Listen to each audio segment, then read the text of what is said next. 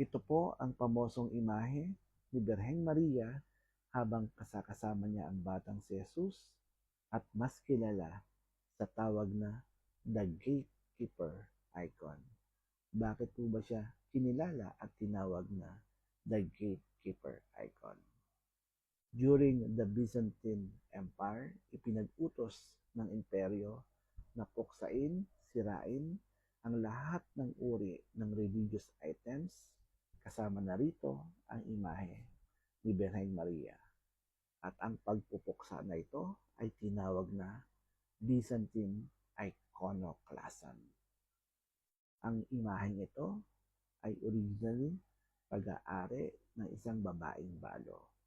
Noong makita ito ng mga paganong sundalo, agad itong sinaksak sa kanyang muka at upang maiwasan ang tuluyang pagkasira na ito, tinakbo ito ng babae at iniligay sa katubigan ng Athos at doon niya itinago, pinaanod at tinasalan.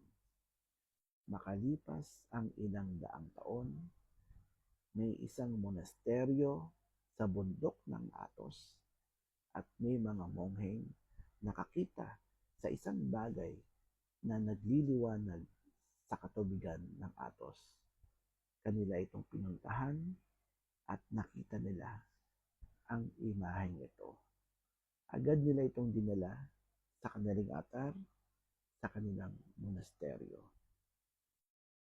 Sa buong magdamag, nanatili ito doon, ngunit kinaumagahan, biglang nawala ang imahe at basta-basta na lang itong napunta sa gate ng monasteryo. Nagtataka sila kung bakit iyon napunta ron at sino ang gumawa nun.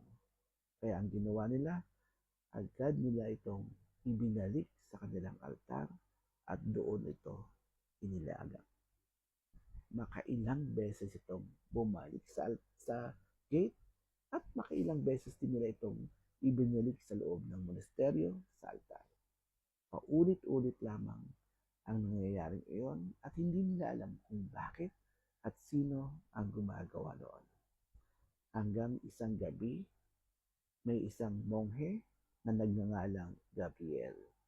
Kinausap siya ni Birheng Maria at ang sabi sa kanya, ilagay siya sa gate ng kanilang monasteryo upang sila ay mabantayan. At mula noon, ang imaheng ito ay nasa gate na ng kanilang monasteryo. Kaya din naman ito tinawag na The Gatekeeper icon.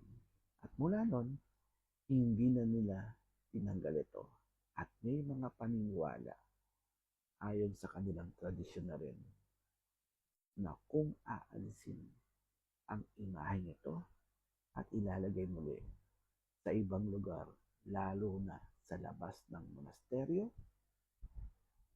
maaaring ito na ang simula ng katapusan ng mundo.